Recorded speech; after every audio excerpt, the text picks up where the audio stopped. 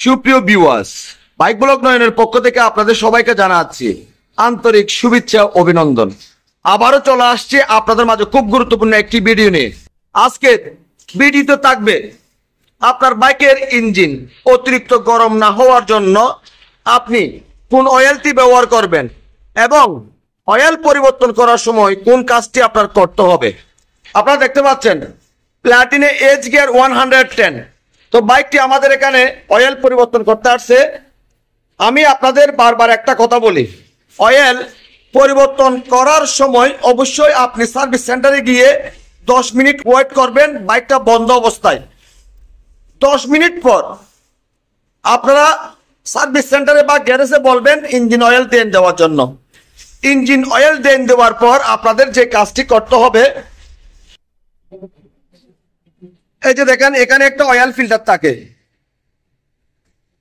এই যে পুরাতন অয়েল ফিল্টারটি আপনারা দেখতে পাচ্ছেন। আপনাদের অবশ্যই ইঞ্জিন অয়েল পরিবর্তন করার সময় অয়েল ফিল্টার পরিবর্তন করবেন।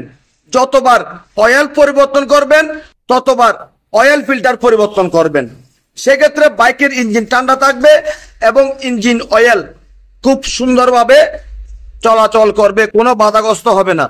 এবং আপনার বাইকের ইঞ্জিন ঠান্ডা থাকার জন্য দীর্ঘদিন অয়েলটি ব্যবহার করার জন্য আপনারা ডিটিএসআই, এই যে আপনারা দেখতে পাচ্ছেন ডিটিএসআই ইঞ্জিন অয়েলটি ব্যবহার করবেন সার্ভিস সেন্টার থেকে। সেক্ষেত্রে আপনি 1 নাম্বার অয়েলটি পাবেন এবং 1 নাম্বার অয়েল ফিল্টার পাবেন। ডিটিএসআই ইঞ্জিন অয়েল দিয়ে আপনারা কত কিলোমিটার বাইকটি রাইড করতে পারবেন। একটা ডিটিএসআই ইঞ্জিন অয়েল দিয়ে 2000 কিলোমিটার রাইড করতে পারবেন। 2000 কিলোমিটার পর আপনার বাইকের ইঞ্জিন অয়েল দেন দিবেন, আপনার বাইকের ইঞ্জিন অয়েল পরিবর্তন করবেন, সাথে অয়েল ফিল্টার পরিবর্তন করবেন। সেক্ষেত্রে আপনার বাইকের ইঞ্জিন অতিরিক্ত হিট হবে না। একটি বাইকের ইঞ্জিন সর্বনিম্ন 80 থেকে সর্বোচ্চ 120 ডিগ্রি পর্যন্ত গরম হতে পারবে। যখনই আপনার বাইকের ইঞ্জিন অতিরিক্ত হিট হবে, আপনার বাইকের মধ্যে এই যে দেখেন এখানে একটা সেন্সর লাগানো আছে, থার্মাল সেন্সর। এই সেন্সরটি কাজ হচ্ছে বাইকের ইঞ্জিন যখন অতিরিক্ত গরম হবে সিডিআই ইউনিটকে ইনফরমেশন করবে। সিডিআই ইউনিট কি করবে? কারেন্ট সাপ্লাই বন্ধ করে দেবে, আর এসটি কয়েলের মধ্যে আর কোনো কারেন্ট আসবে না, আপনার বাইকটি বন্ধ হয়ে যাবে। সেক্ষেত্রে আপনার টেনশন নিতে হবে না। বাইকের ইঞ্জিন যদি দেখতেছেন অতিরিক্ত গরম হচ্ছে, সেক্ষেত্রে আপনারা টেম্পারেচার মিটার দিয়ে চেক করে দেখবেন। আপনারা টেম্পারেচার মিটার দিয়ে চেক করে দেখবেন আপনার বাইকের ইঞ্জিন আসলে গরম হচ্ছে কিনা। সর্বনিম্ন 80 থেকে সর্বোচ্চ 120 ডিগ্রি গরম হতে পারবে। এর উপরে গেলে ওভারহিট। এখন কথা হচ্ছে ওভারহিট কেন হয়?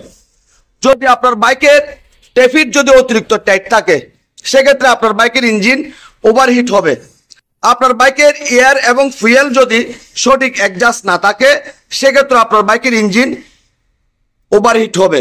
আপনার বাইকের চাকা যদি জ্যাম থাকে, সেক্ষেত্রেও আপনার বাইকের ইঞ্জিন ওভারহিট হবে। আপনার বাইকের ক্লাচ প্লেট যদি দুর্বল হয়ে যায়, সেক্ষেত্রেও আপনার বাইকের ইঞ্জিন ওভারহিট হবে। আর যদি ইঞ্জিন অয়েল যদি 2 নাম্বার হয়, অয়েল ফিল্টার পরিবর্তন না করেন, সেক্ষেত্রে আপনার বাইকের ইঞ্জিন ওভারহিট হয়ে যাবে।